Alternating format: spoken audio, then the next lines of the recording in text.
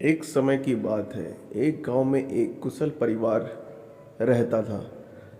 उस परिवार में सुधा जी नाम की एक वृद्ध महिला रहती थी। सुधा जी की दो बेटी और बहुएं थी जो उनके साथ ही रहती थी।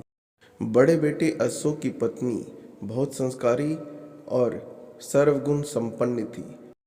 वहीं छोटे बेटे की पत्नी अनाया चालाक और बहुत तेज तर्रार थी। एक बार की बात है, सुधा जी और नम्रता मिलकर बहुत सारे लड्डू बनाकर रसोई में रख लेते हैं। सुधा जी, बहू मैं मिश्रा जी के वहाँ कुछ काम से जा रही हूँ, तुम लड्डू को थोड़े देर बाद डब्बे में रख देना।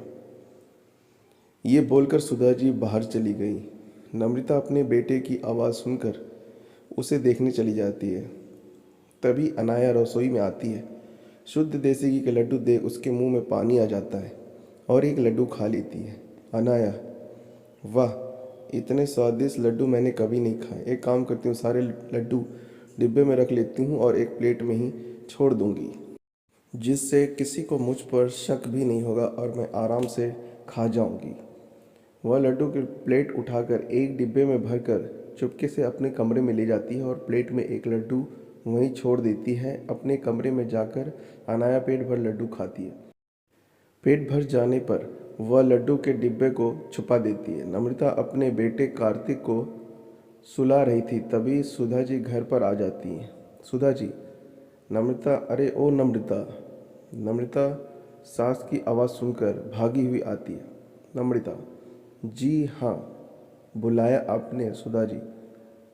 बेटा ज़रा चाय बना देना और हाँ, लड्डू भी ले आना, एक दो खा लूँगी। नम्रता रसोई में जाते हुए लड्डू का खाली प्लेट देखकर चौंक जाती है। नम्रता, लड्डू कहाँ गए? मैंने तो डिब्बे में नहीं रखे, प्लेट में तो एक ही लड्डू है, अभी माँ को बताती हूँ। नम्रता सुधा जी को जाकर बात बता देती है। नम्रता, माँ जी, लड्डू रसोई में नहीं है, मैंने वहीं रखे थे पर अब नहीं है। सुधा जी, क्या लड्डू तो तेरे सामने ही बनाए थे, फिर कहाँ गए? नम्रता, पता नहीं माँ जी, कार्तिक रो रहा था तो मैं कार्तिक के पास चली गई, उसे सुलाकर अभी आपकी आवाज़ सुनकर आ रही हूँ। सुधा जी रसोई में जाती हैं। अनाया लड्डू से भरा मुंह जल्दी जल्दी साफ करती है और रसोई में आती है। अनाया, क्या हुआ मम्मी जी, आप गुस्से में क्यों?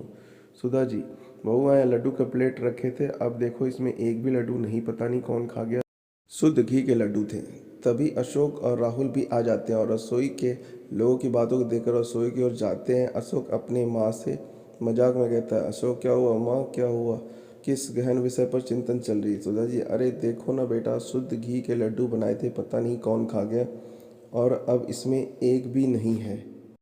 अनाया, आपके बाहर जाने के बाद तो नम्रता दीदी ही न थी रसोई में, शायद कहीं उन्होंने ही। नम्रता, अनाया ये क्या बोल रही तुम, मैं कार्तिक के पास थी। सुधा जी और घर में सभी सदस्य अनाया की बात पर विश्वास कर लेते हैं और नम्रता के खिलाफ हो जाते हैं। सभी नम्रता को खूब सुनाते हैं और वो रोने लगती है। अनाया बहुत खुश होती है और वो खुद से कहती है, इन लोगों को बेवकूफ़ बनाना कितना आसान है। कुछ दिन बाद सुधा जी काजू और बादाम खरीद कर लाती है और नम्रता को संभाल कर रखने को देती है।